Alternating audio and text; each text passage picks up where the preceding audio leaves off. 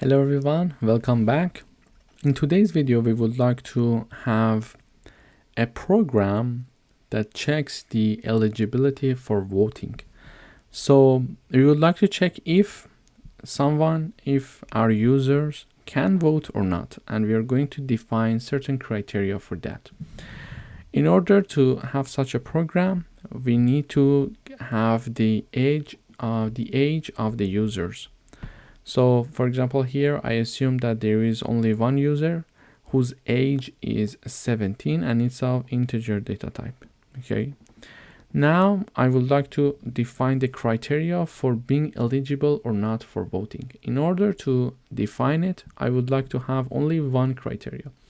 So the criteria would be if the user is older than 18. So their age is greater than or equal to 18. If this is the case, they're eligible to vote. Otherwise, they are not eligible to vote. So now we are having the age 17 and we check to see 17, is it greater than or equal to 18? The answer is no. Therefore, this part of the code is not executed.